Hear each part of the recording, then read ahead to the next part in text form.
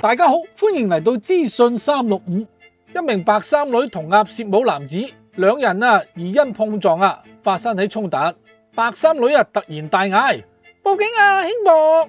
男子側一面鄙視揶揄回應非禮你肥婆！事態升溫，白衫女嘅家人擋喺呢個男子嘅去路，職員見狀都緊急上前調停。白衫女情緒激動，繼續指控佢輕薄我，佢掂我個肚腩。期間仲兇神惡煞，叫人唔好影。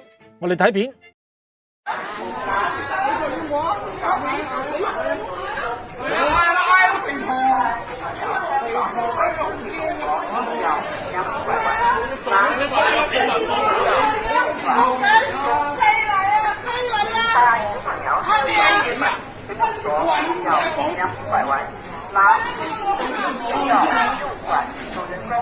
影咩影好笑帶小朋友香港，佢非禮我佢點解我兇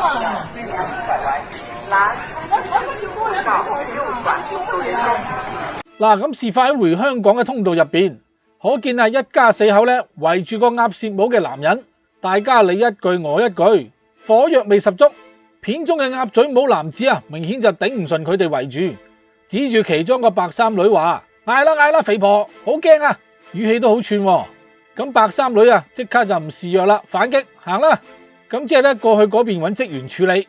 咁之後兩邊懷疑有身體碰撞，鴨嘴帽男即刻就反駁啦：你唔好 X 掂我咁白衫女突然間就爆泄咯，大叫報警兄伯大聲到成條通道都聽到。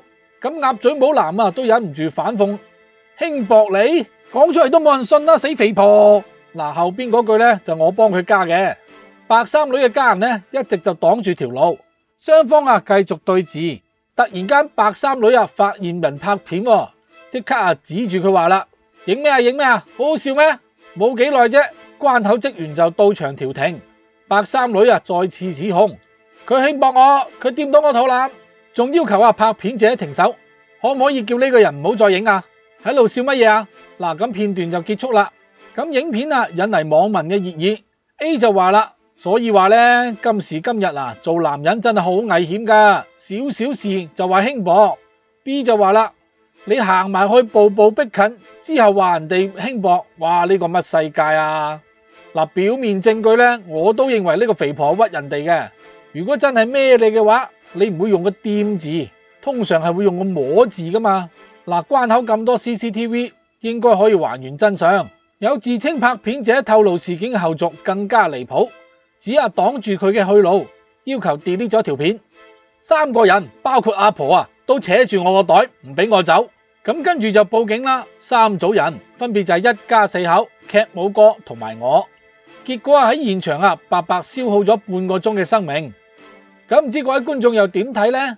歡迎留言、點讚、訂閱，我哋下條片見啦！